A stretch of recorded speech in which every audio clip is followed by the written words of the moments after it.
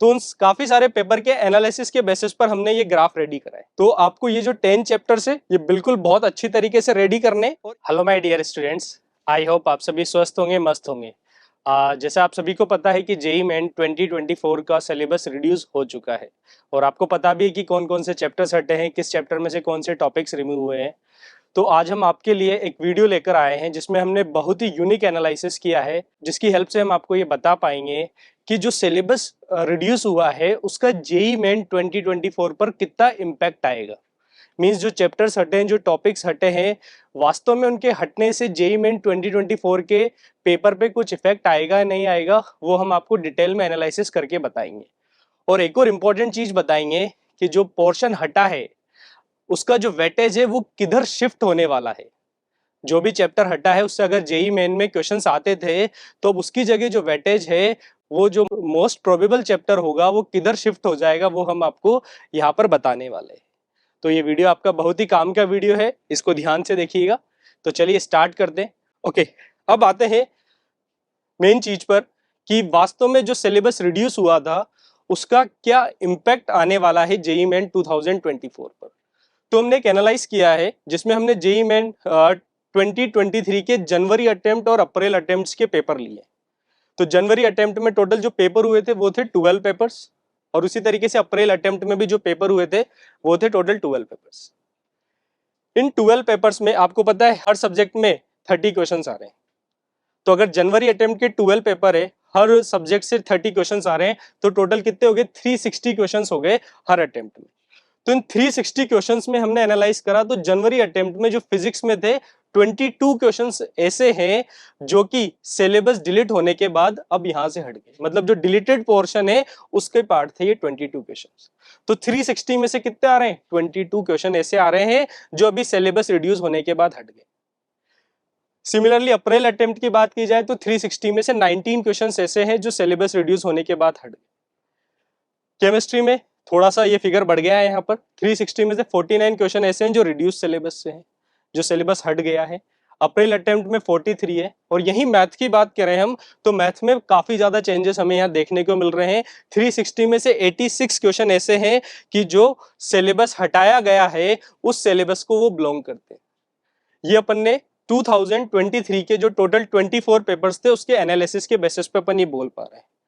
वहीं अगर हम एनालाइज करें कि कितने क्वेश्चन रिमूव हुए from each paper, her paper से फ्रॉम ईच पेपर अगर हम यहां पर लगाएं तो फिजिक्स में अगर आप देख पा रहे हैं मोटा मोटा तो 2 क्वेश्चन ऐसे हुए हैं जो अब रिमूव हो गए, मतलब कोई ज्यादा इफेक्ट आया नहीं यहां पर सिलेबस रिड्यूस होने का।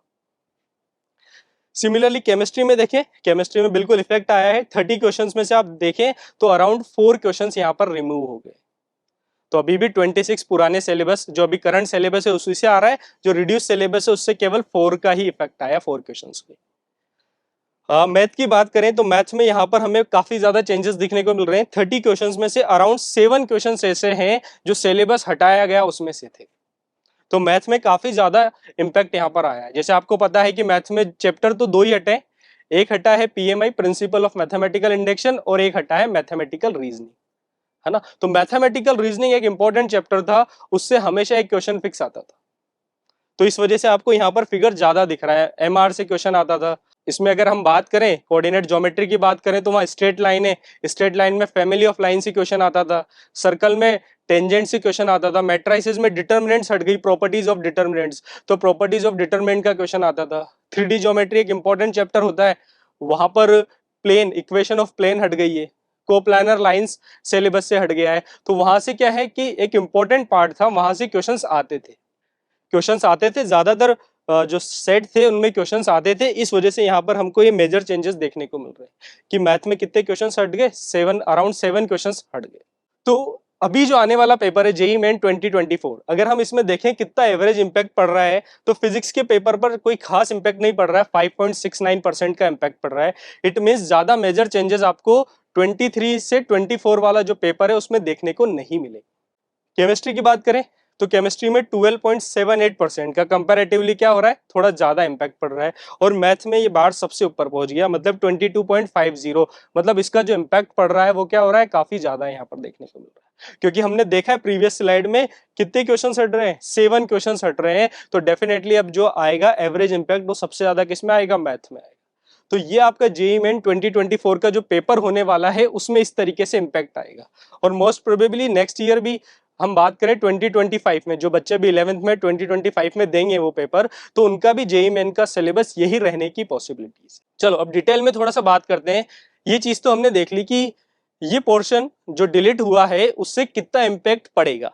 अब सेकंड बात ये करते हैं कि ये जो पोर्शन डिलीट हुआ है इसका जो वेटेज आ रहा है, जस्ट लाइक मैथ में 7 क्वेश्चन डिलीट हुए हैं, तो जो वेटेज आ रहा है ये वेटेज आखिर शिफ्ट कहां पर होगा, कहीं तो शिफ्ट होना ही है। ये 7 क्वेश्चन हटे हैं, 30 में से 7 क्वेश्चन हटे हैं, तो कहीं और तो ऐड होंगे ही सही। तो इसके लिए हमने एक इंपॉर्टेंट एनालिसिस किया है 2019 से।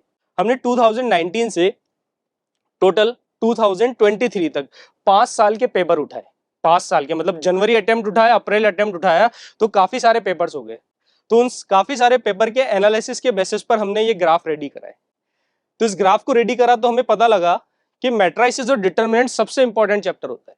मैट्रिसेस और डिटरमिनेंट से हम देखें तो 220 क्वेश्चंस पूछे गए थे पिछले 5 सालों में। तो मैट्रिसेस एंड डिटरमिनेंट सबसे इंपॉर्टेंट चैप्टर हो गया, क्योंकि ऑफिशियली कहीं भी ऐसा मेंशन नहीं होता इस चैप्टर का इतना वेटेज है, लेकिन पिछले 5 साल के जितने भी अटेम्प्ट्स हुए उनके पेपर्स के हमने एनालिसिस करे, उसके बेसिस पर हम ये बना पाए। 3D ज्योमेट्री की बात करें, सेकंड नंबर 3D ज्योमेट्री का 217 क्वेश्चन पूछे हैं। ऑलमोस्ट मैट्रिसेस और 3D से लगभग बराबर क्वेश्चन आए, मतलब दोनों काफी इंपॉर्टेंट वेटेज रखते हैं। LCD limit continuity derivability 199, sequence series से 188, डेफिनेट इंटीग्रल 161, वेक्टर से 150 क्वेश्चंस आए, बाइनोमियल से 148 है, डिफरेंशियल से 145 है, AOD एप्लीकेशन ऑफ डेरिवेटिव से 126 है, सिमिलरली PNC से 121 क्वेश्चंस। तो ये पिछले 5 साल के एनालिसिस के बेसिस पर हम लोगों ने ये बताया है कि टॉप 10 चैप्टर्स ऐसे कौन से हैं जिनसे मोस्ट ऑफ द क्वेश्चंस पूछे जा रहे हैं। तो इनमें आप देख पा रहे हैं कि सबसे इंपॉर्टेंट चैप्टर्स में ये टोटल 10 चैप्टर्स है। कि काफी बार बच्चों का ये क्वेश्चंस भी रहता है, काफी बच्चे ये भी पूछते हैं कि सर हमारे जेईई मेन के लिए कौन कौन से चैप्टर से जो इंपॉर्टेंट रहेंगे।